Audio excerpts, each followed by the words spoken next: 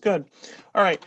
Good afternoon, everyone. My name is Alan Rossetti, and I am part of the Career and Professional Development team here at Mercy College. My colleague, Gina Velazquez, is also part of the Career and Professional Development as well. And we are going to talk to you about creating AI-ready artificial intelligence resume and cover letters today. So first off, I just want to give you an overview of the series. So this is the first session of our Career Academy series. This semester, we're going to have 8 sessions in total. All sessions are going to be virtual, and they'll also be recorded, which you can watch later and do on your own time if you would like. So if there's a session you can't make, it will be recorded and you can watch it at a later time. Now, if you attend 5 out of 8 of these sessions and complete the assessment, there is going to be a survey at the end of all of these sessions that you will need to complete to get credit for it. You can earn the Career Academy badge, which you can put on your resume, which is a great opportunity. As a badge earner, you will also be entered to win a raffle to win a 7th generation iPad Pro with a keyboard. Great. And without further ado, I will turn it over to Gina.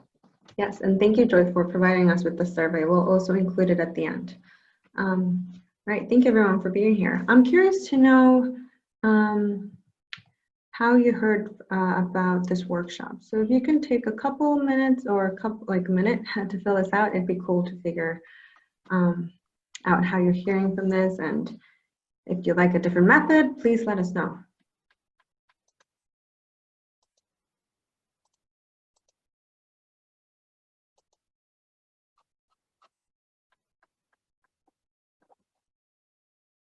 Okay, awesome. So it looks like a few of you are others. Great.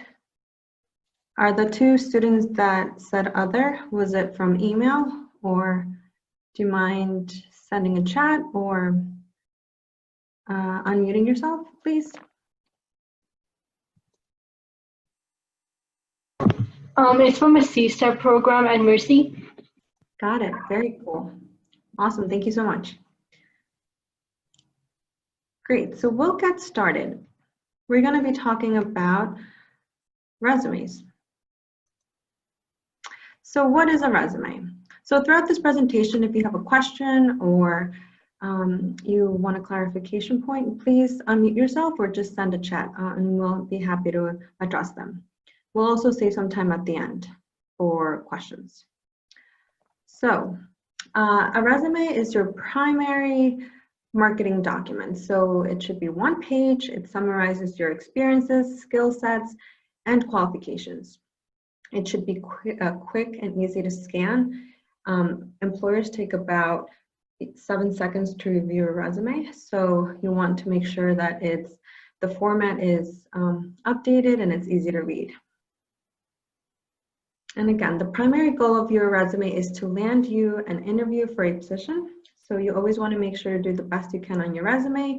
You have resources that will go over on how to enhance your resume, make sure that it looks attractive for employers. Okay, so first of all, every heading should start with your name and last name, as you can see here.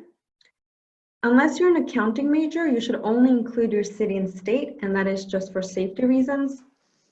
And then your cell phone number. You don't need to include your home number, just your cell phone number will suffice. Be sure that your cell phone number has a greeting set up, and it's pretty quick to set up, and if you need help with that, please let us know. But the standard message should be something like, hello, you've reached Gina, sorry I missed your call. Please leave a message and I'll get back to you as soon as possible. The reason why you want to do that is because employers or recruiters may call you to set up an interview and they want to verify your identity when they're calling you. And not always, but sometimes they may skip over leaving you a voicemail if they don't know it's you that they're calling. So just do anything you can at this point to increase your chances of being called in for an interview. And doing that is one of them. Then make sure to have a professional email, professional abbreviation of your name, something like your first initial and last name, or just use your Mercy email. No inappropriate or nicknames as emails, we recommend just to keep it professional, or just use your student email. That's you always have access to that. And if you have a LinkedIn that's set up and all sections are filled out, make sure to add the URL there as well.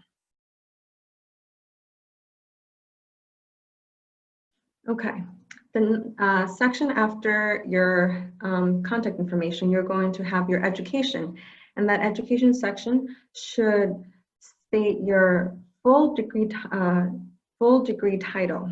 So if you're not sure if your degree is a BA, a Bachelor of Science, or a BS, a Bachelor of Science, or a Bachelor of Arts, just Google it, look it up on the Mercy website, or look it up on your degree works. You can take a look at it there. But make sure it says something like Bachelor of Science in Music Production and Recording Arts, for example. And put your expected graduation date. And you should only include your GPA if it's above a 3.0. And you can add relevant courses, the titles only of the 200 and 300 level courses that you've taken so far. If you're a freshman, you don't have to include that section, but if you're a freshman or a sophomore, you can include your high school information as well. And every section, so your education section, your work experience, leadership and activities, has to be in reverse chronological order. So the most recent thing up top and the oldest things in the bottom. And for those that may not necessarily attend the Dobbs Ferry campus, maybe Bronx or Manhattan, you still have to put Dobbs Ferry as your primary campus. However, in parentheses, you could put Manhattan campus if that's your primary campus as well. Okay, next is experience. So like I said before, it has to be in reverse chronological order. So the most recent thing up top and the oldest in the bottom. And depending on whether you're still working in that job or not, your action verbs have to be in past tense. If you're no longer working there, if you're currently working there, they have to be in present tense. It's important to follow the same format throughout your resume. So notice how in this section, the section here, education, is bolded and capitalized and underlined. And that's what we're doing the same thing here with experience. It makes your resume flow nicer and it just looks more professional as well.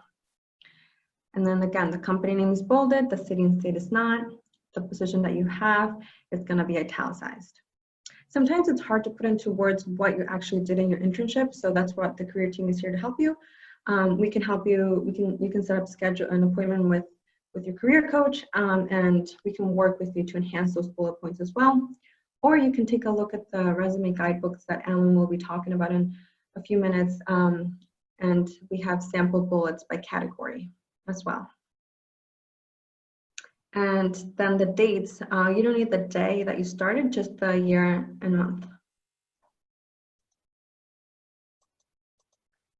Okay, so what to include? So this section, like I said, under your experience section should be jobs, internships, and any kind of volunteer opportunities you've had. If it's specifically relevant to the job you're applying for, make sure to include it there. If you're a senior and you had something your freshman year and you just don't have enough room to fit it on your resume, just keep everything relevant. We also have tricks to make sure that everything fits on one page and it's still legible. And always list positions in reverse chronological order. Include a space between positions so it's easier to read and not all together. And use related experiences and additional experiences sections if needed. So you could have a section of, if you're, for example, you're a nursing major and you have some nursing related experience, you can put a section of relevant experience and then another section of other experience. That can include being a sales associate or volunteer or being a camp counselor, for example.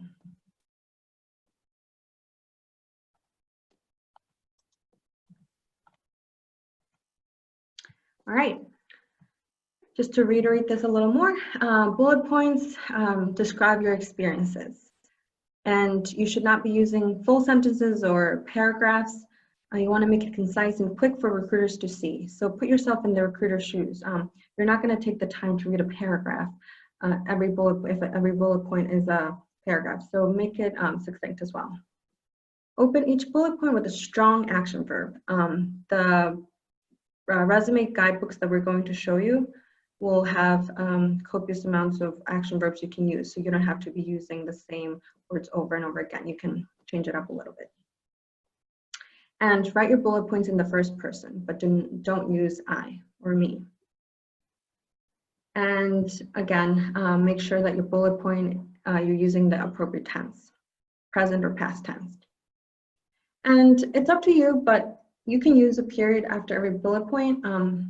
You can or you don't have to, but the main thing is just to be consistent throughout your entire resume.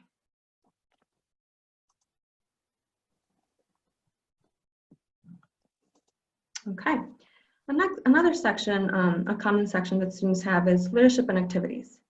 So we encourage you that you get involved on campus. I know this semester things may be a little bit, or require you to be a little more flexible than usual, but I would still recommend to get involved. I know Student Life is doing a lot with virtual programming as well, and so is our team. But like attending 5 out of the 8 workshops, you can start adding things like if you get this badge at the end of the semester, you can add that to your resume as well. Or you can be part of a student advisory board. We have 6 different career communities, and you can join a student advisory board, and that's something you can add under leadership and activities. And you would format it the same way, but just under a different category. And then skills section should include hard skills, which consists of computer and language skills. Be sure to add the level of proficiency, especially with your software and computer skills. So for example, if you're an intermediate in Excel or beginner, make sure to include that. Don't put proficient if you're not, if you don't know how to do VLOOKUPs or formulas or pivot tables on Excel, maybe put beginner or intermediate. Just because if you do put a proficiency level there, employers can ask you on an interview, depending what kind of interview you're going on, but they can ask you questions about that as well. And then same thing with languages. Make sure to put the level of proficiency as well.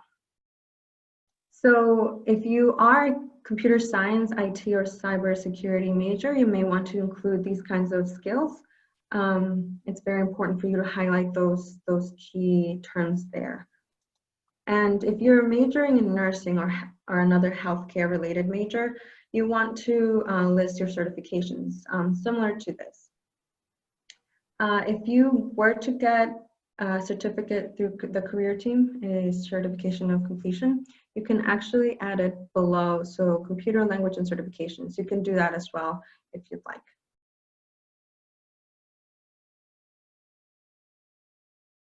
Okay, so big resume don'ts. To summarize, don't include an objective up top. Nowadays, it's not a necessity. If you apply to the job, it's a given that you want the opportunity. Including an objective is a little redundant, so it's not necessary. And nowadays, because of we have a lot of applicant tracking systems, or employers have to hire people that are using applicant tracking systems, so you don't need to include your objective. Don't let your resume exceed 1 page. Make sure you're using the font that is easy to read. We recommend Calibri or Times New Roman. Font size between 10 to 12. The lowest should be 10. Highest is 12. And don't use unconventional formatting or symbols. It can be distracting. Again, don't use full sentences. And again, don't use like elaborate designs. That can be distracting, especially for those media arts or even marketing majors. Just keep the format simple. The more simple, the better. And this can be a controversial topic, but don't list your hobbies. We recommend just to keep it professional. And if an employer needs to ask you something personal, like, oh, what do you do in your free time, they can ask you that in an interview. That won't make or break your interview if it's included on your resume. So you want to make sure you have room to include all your professional and school activities on your resume.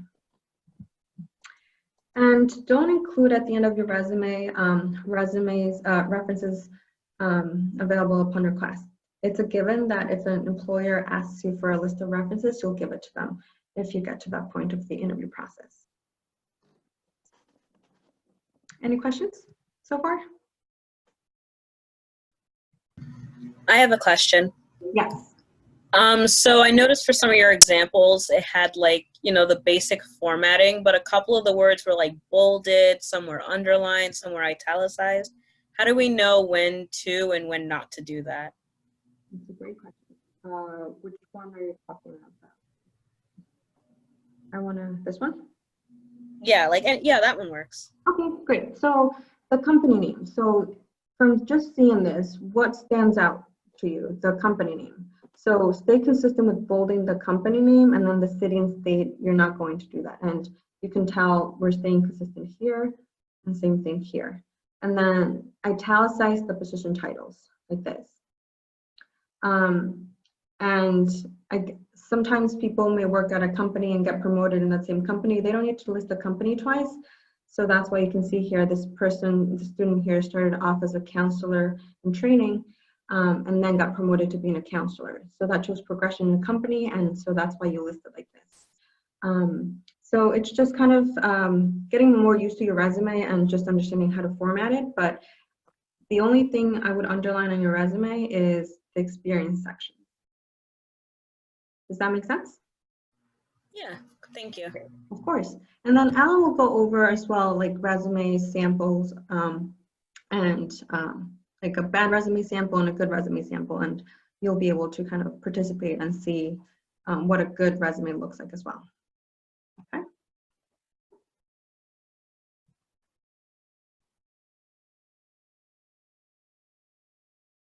Okay.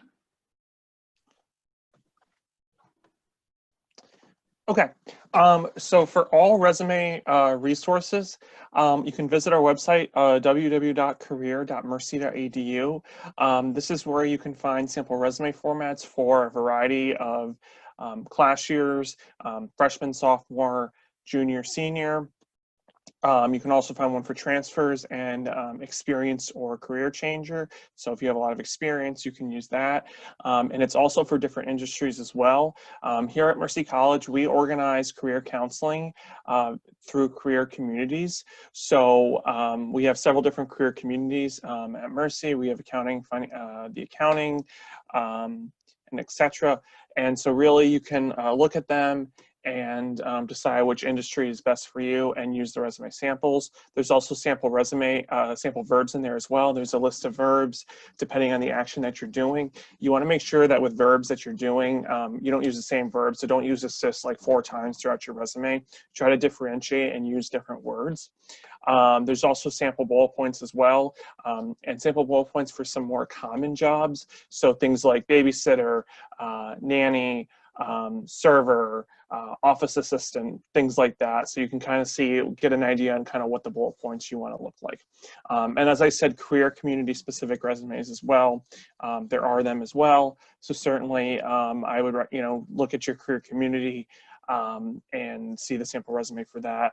Of course, if you meet with one of us as well, we'll always send you the guide as well, so you can take a look and use the resume that best fits your major and your class year, etc. It's also on our website, and I'll send it Yes. on that as well, so you can have. Thank you, Gina. 24/7. Okay. Next slide. Yep.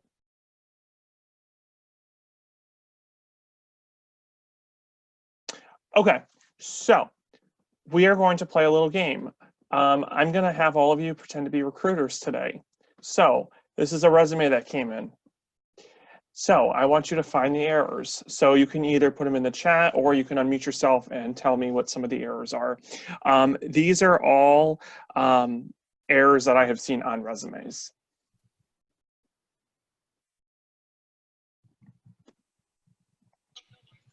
For the skills, they shouldn't put playing video games, soccer, and eat a sandwich. That shouldn't be included in your resume. The things Absolutely. before it, like the proficiency in Microsoft Office, Excel, those things is fine, but the playing video games shouldn't be a part of the resume. Absolutely. Great job. 100%. Angela says on professional email, yep, the weatherman@gmail is not a professional one.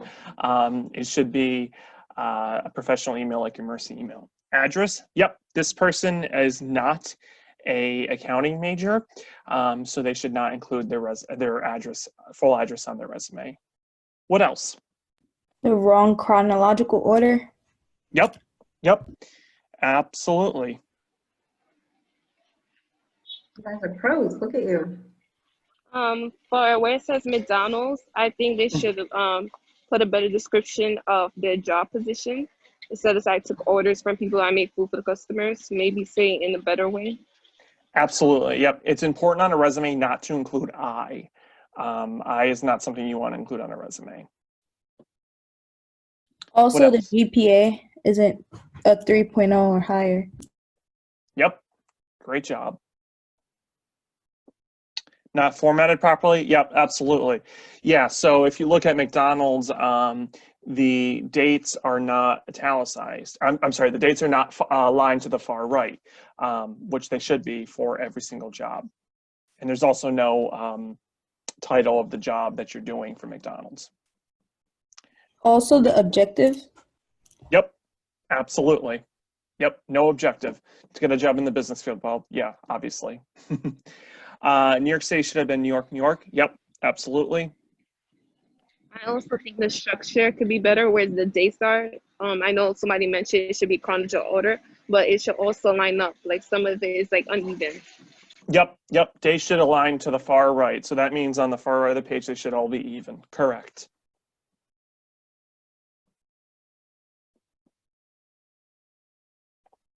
Yeah, you guys definitely got pretty much all of the errors. Now, the other one is Bachelor of Business. That degree does not exist. Make sure you write specifically what the degree is. So in this case, for this student, it would be Bachelor of Science in Business, and then a concentration too if they have one. So make sure you put the official degree name. I've seen students make up degrees, and they're not real degrees. So make sure you write what your degree is. Any question? It seems all bunched up. It should be spaced better. Yeah, absolutely. There should be spaces between the sections, and then also each job should have a space in between, one space between each job. Yep. I do have a question. Sure. So one of the reasons why I found interest in this is because I noticed that in my resume, I put like stuff from as far back as like my first year at high school. And like, I try to like, I'm trying to find out how to like condense it or make it less about my past and more about where I'm trying to go in the future. So how would you recommend going about that? Absolutely. What year are you, if you don't mind me asking? Sophomore. Okay, so at this point, you can certainly take off anything from high school, really, unless it was a job that's related to your major somehow. I would definitely recommend taking it off. You can also take off your high school itself. We generally recommend that sophomore year. And jobs that are from, especially your first year of high school, I can take them off as well. What's your major? Clinical lab science. Okay, so you would meet with our career coach, Joy or Jorlene, Joy Sampson or Jorlene Curran, and they'd be absolutely happy to help you work with your resume and decide what can be taken off and what doesn't need to be on there anymore. All right, thank you. You're welcome. Do you have any, does that answer your question? Do you have any other questions right now? No, that answered the question. Great, awesome. All right, guys, so good job. You guys are great recruiters and you couldn't find the errors in this resume, and I'm sure that this resume would be going to the recycling bin. Next slide, please. Okay, so now we're going to move on to cover letters. We're shifting gears a little bit. So a cover letter, a great cover letter accomplishes the following. It identifies the exact position that you're applying for. You should also include the requisition number if there is one in the job. So say you found out on Handshake, you can include the number, or a lot of companies, if they hire a lot of people, like Montefiore Hospital, for example, they would have the number. So make sure you include that. Summarize your strengths and experiences that are relevant to the job description. So I always tell students, have the job description in front of you, and as you're writing the cover letter, and see what, so if it says 2 years experience as an administrative assistant, for example, show, you could say, oh, well, I worked at New York Dermatology for 3 years as administrative assistant, for example. Show how you have that and show how it relates directly to the job. Give examples of how and when you developed or demonstrated those skills. So, I worked at McDonald's for 2 years and I gained really good customer service skills, for example, or I interned at, Dobbs Ferry Central School District as an education intern. I got experience there. This helps the hiring manager understand how the position fits into your short-term and long-term career plan. So that's really important to kind of show, what you're doing, where you want to go, things like that. It also alleviates any concerns or red flags that you think they might have when reading your resume. One of the most common things with this is sometimes a gap in your resume. So you could say, so a good example would be, I was not working in 2020 because of the COVID-19 pandemic or something like that. I'm sure that there's going to be a lot of gaps in people's resumes after COVID's over during this period. So just you could just say something briefly about that. You don't have to go into detail and don't have to give a life story, but just say, oh, due to medical reasons or due to unforeseen circumstances, I could not work from, June of 2020 to February of 2021.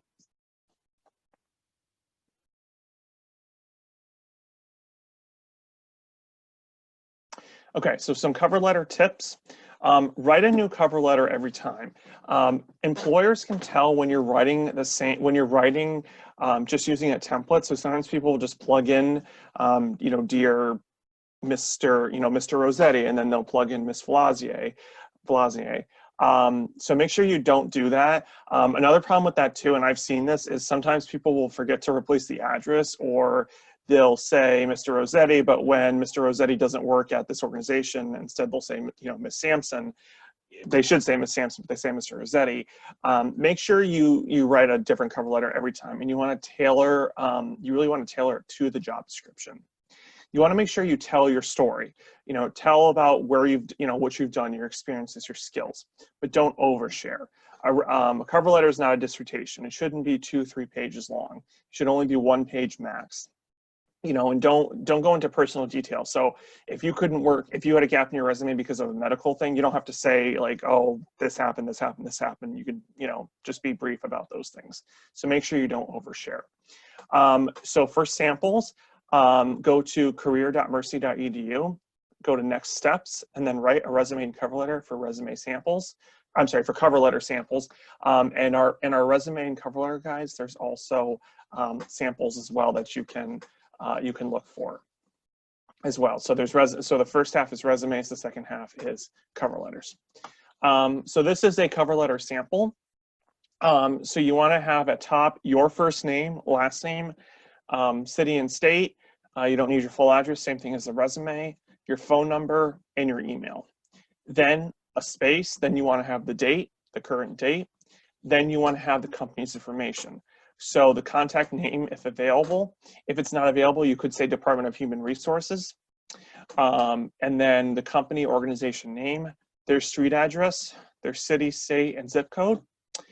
And then the next line, you want to do dear, either the person's name, which is preferable. So if you can find the person's name, that would be great. If not, you can just say dear hiring manager. The first paragraph, you really want to name the position you're applying for and tell the employer how you became aware of it. So for example, I'm applying for the nurse position at Montefiore, which I saw on Mercy's handshake page. Make an introductory statement why you'd be a good fit for the position or why it interests you. You may also want to explain why you were attracted to that particular organization. A lot of times I tell students, look at the company's mission, their vision, their values. So you might say, I really want to work at KPMG because their mission of putting clients first really resonates with me. I just made something up, but that's what you would be saying. And if someone specifically referred you to this position, so you could say, my colleague referred me to this job who works there, you can say it in that paragraph. The second paragraph is really where you want to talk about what you can do for the employer and why you'd be a good fit for that position. So talk to specific skills, specific experiences and traits that make you a good fit for that position. So again, if it says effective communication skills, you could say, I was class president for 3 years, and I had to communicate with various people at the college about different things. You know, just make sure you discuss them, go into detail. Again, don't overstate, don't overdo your, don't restate your resume. So don't say, you know, I had this experience, then I did this, then I did this, then I did this. Talk about specific things and how it relates to the job description. Again, always have the job description in front of you as you're writing a cover letter. Third paragraph, so if you haven't talked about why you're attracted to the particular organization, you can talk about that in the third paragraph as well. Demonstrate some research beyond the job description. Again, you can do that in the first or second or third paragraph. Then you want to refer the reader to your additional materials. You could say enclosed is my resume, and if they need a transcript or a writing sample, whatever else they need. And then you can let the reader know that you would appreciate an opportunity to discuss the position further, and you can give them their contact information. That's kind of how you would be asking for an interview, and thank the employer for their consideration, and then say sincerely your name. Does anyone have any questions on the cover letter?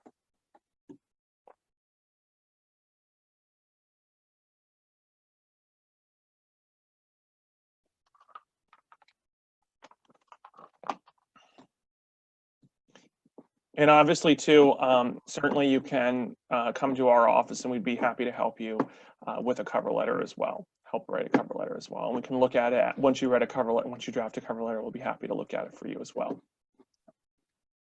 Okay, so if there's no questions, we will move on to applicant tracking systems, short ATS for short. So 90% of large companies use applicant tracking systems to search for qualified candidates from large applicant pools. So companies like Google, Amazon, KPMG, Bank of America, hospitals, so White Plains Hospital, things like that. These companies tend to use them because they'll have hundreds of people applying for different jobs. These systems scan for contextual keywords and key phrases in the resume and your CV, surfacing candidates that best match the position and filtering out filtering out those who don't. So use exact keywords. So this is really where tailoring to the job description really comes in. So if it talks about using a specific software or having a specific skill, talk about that in your resume, have that as one of your bullet points, so the applicant system will pick that up and say, oh, this person has experience with that. Good, we'll put them in the good pile. Use the skill section too. So it might say experience using Raspberry Pi, which is a computer information system. And then you could say in skills under computer, experience, proficient in Raspberry Pi, for example. Make sure you also write out acronyms as well. So CPA, Certified Public Accountant. If you say you went to Westchester Community College, instead of saying WCCC, say Westchester Community College. And make sure you use spell check as well, because an applicant tracking system, if they see a word spelled wrong, that's an automatic decline. You could have the best resume in the world, but if you have a misspelled word, it's a decline. Any questions on applicant tracking systems? Hi, Alan. Hi. So just to be clear, an applicant tracking system is not a system that is essentially looking for applicants. It's not like it's something that's searching the web. It's a system, right? Yep. That when you apply to a job, your resume goes through this kind of review, this artificial intelligent review system software. Correct. Right? Yeah. So when you upload your so obviously through job applications, most are going to be uploaded to a website. Mm-hmm. So when you upload your resume and you hit submit on the application, it will go to the system that the company owns. The company has paid for the system, and the system will go through and look at the keywords and see what kind of match you are based on the algorithms and say, yes, this person is a 70% match. And again, this is the company's website after you apply for the position. Right, thank you. You're welcome.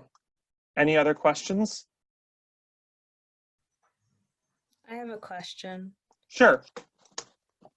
So once you go through the process of submitting your resume, Mhm. what happens if you're not accepted, if you're declined? Do they tell you about it? This really depends on the organization. Sometimes it will just be a generic email that will just say, like, thank you so much for your application. Unfortunately, we're not considering you for the position. Sometimes they won't tell you at all. Sometimes they may, if you're lucky, they may say, oh, like, we went with someone who had higher experience. So it really depends on the position. If it's a large company, they probably wouldn't tell you, or if they did, it would be a generic computer-generated email. So it really depends on the company, though. But there's nothing wrong with following up after a couple weeks, after 2 to 3 weeks, and saying, hi, I applied for this position. I was wondering if you could give me a status update. Don't do it immediately, but do it in a couple weeks. You can certainly wait a couple 2 to 3 weeks, and then you can follow up. Does that answer your question? Yes, it does. Thank you. Great. Any other questions? Okay. Next slide, please. And just to, it can be scary to put yourself out there sometimes. And if you hear a bunch of no's, don't take it personally. It's a number game. You have to just keep applying. Even applying to 30 jobs is not enough. But make sure the big thing is to stand out. Is one thing is to have a great resume, but also network.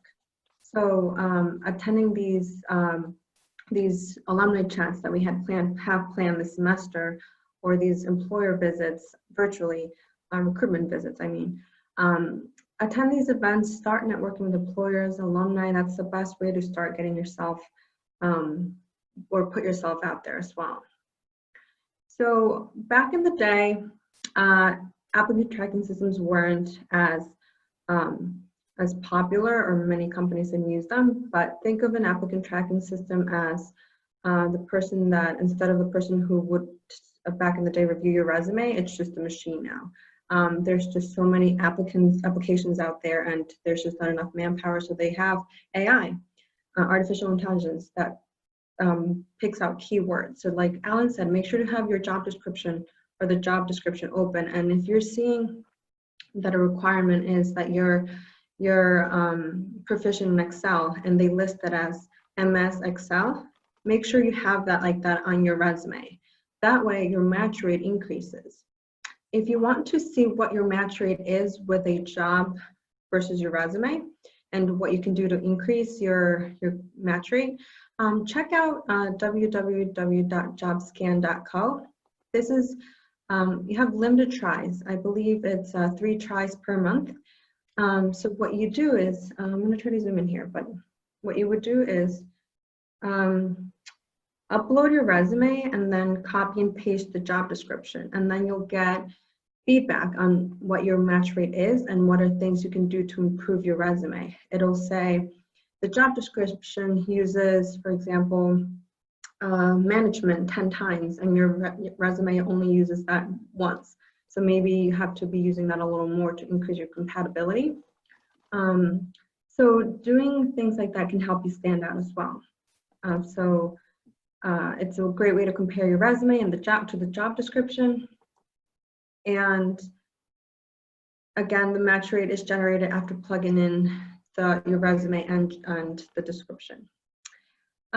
Actually, it allows you up to 5 free scans. We had to look this up because I thought it was 3. So 5 free scans per month. So after that, you will have to pay, unfortunately. But I know that if you try on Google Chrome and then kind of change different browsers like Firefox, you may kind of get away with that. But definitely use this to your advantage.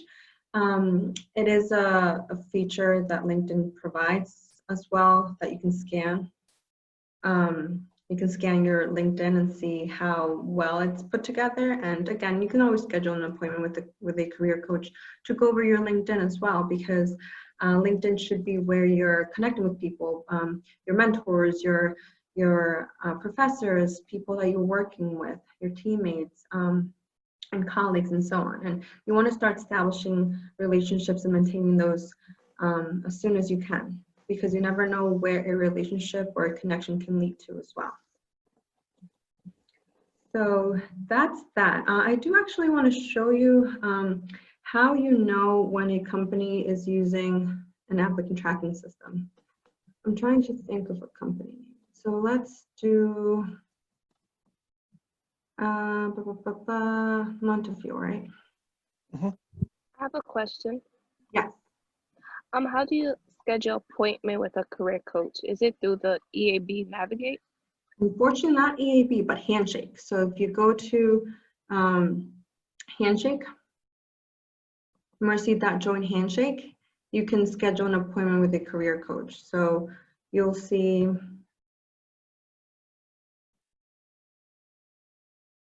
when you log in, you'll see this, and then you can go to Career Center over here, and then appointments. And we do it by school, but if you're not sure who your career coach is, just go by your availability, or you can always look on our website under About Us, our team. So I work with business students, Alan works with social behavioral science students, and so you can take a look. Like, for example, you'll see here that I work with business and accounting students. Dorleen works with healthcare. I'm in the School of Social and Behavioral Science. So And that would be me. go-to guy, yes. So what you do is schedule an appointment, career coach appointment, and depending on what topic you want to talk about, you can talk about many of these topics, but just kind of choose the main topic you want to do. So maybe it's job and internship search, and then click on that, and then you can check off your preferred person, which would be Alan, for example, because that's your career coach. And then choose the best time that works for you. And all our appointments are virtual this semester, so unless you need an accommodation, just reach out to your career coach, and they can send you a Zoom link as well. Thank you. Okay, excuse me. So say you wanted to work at Montefiore, and you don't know if they're using an applicant tracking system or not. So you'll go to their career pages, say you want to work in an admin role. You'll see the job opening, say I want to be, manager, materials distribution, that sounds cool. So then you go to apply now. So notice how this is the URL, careers.montefiore.org. Once you go to apply now, the URL changes. So this is, I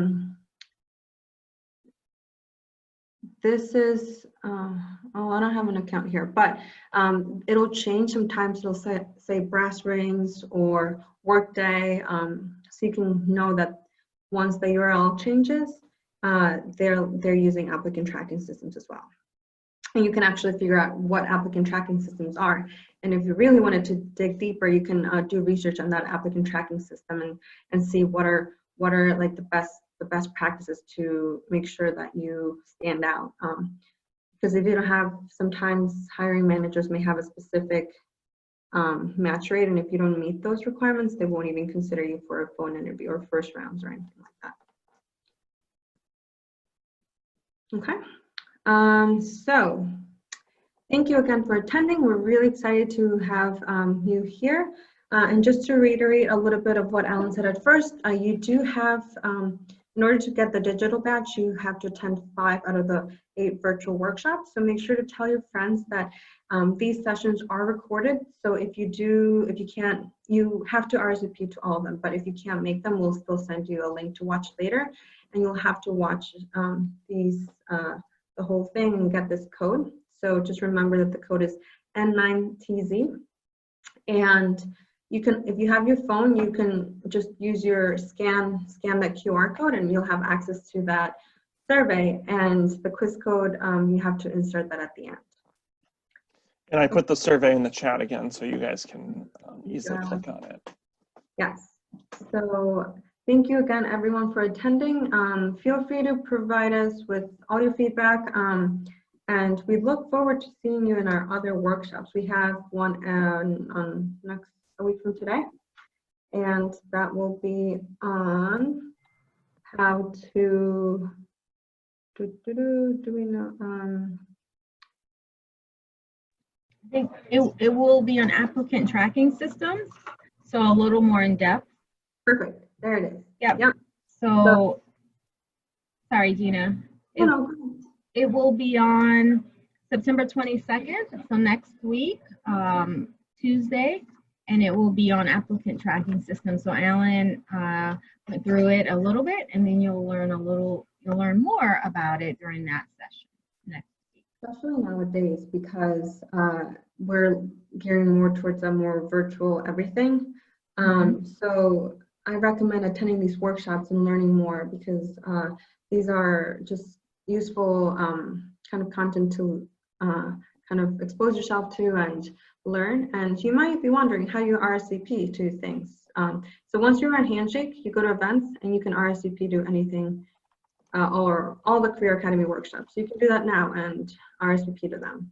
You'll see a bunch of events we have planned for the semester, and this is the one that Joy just mentioned. So you can register, and then you'll have access to the Zoom meeting, and the passcode and all that. So it's quick. So even if you can't make them while they're being recorded, like the day of, just still RSVP and you'll get a link with the recorded session, and then you can still get credit to earn the badge as well. Excuse me? Yes. Yes. Sorry, I just clicked the link and scanned the code. The survey is a little bit weird. Like the first couple questions aren't questions. They're like someone's information, I think. That's weird. I just clicked That on is that. And it worked for me, strange. but We'll try that. Angela, you can use Alan put the link in the chat box. That link you shouldn't have that come up when you follow that link. So try that one. Okay. It's a Google form. Oh, I'm sorry, Microsoft form. Yep. So it should.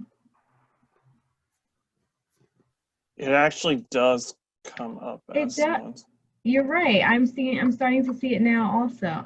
Yeah, I did the one. All of my information actually cleared off the chat, off the survey. And somebody else's information is there now. I think when you fill it out, okay, so we have to look at that, but I know you can click on each field and it will let you put in your information. Now, I don't know if it's just then erasing other people's information and not recording it. Okay, so we need to figure that out. So, oh, I see what you mean. So I guess we have everyone's contact information here, right? Just make sure to display your full name, please, and then we can email you the survey as well. Correct one, right? Yeah. Yeah. So I'm sorry to call you out, but the G, can I just have your full name and then we'll look you up and get you, make sure you get credit for this workshop? You can email it to me if you're comfortable doing that. I'm coming. Okay. There you go.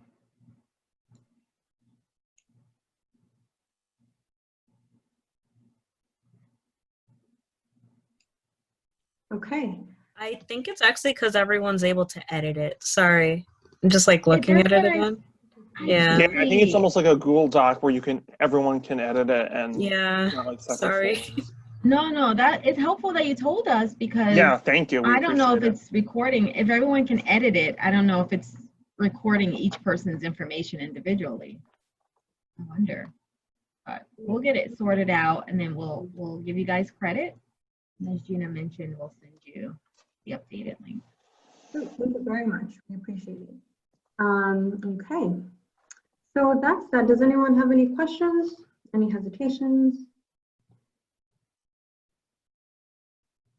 Great. So you know how to schedule appointments with us, and we look forward to working with you virtually. And don't forget to attend other workshops as well. I think it'll be great. Okay. Thank you. Thank you. Thank you, everyone. Have a good one. Thank you.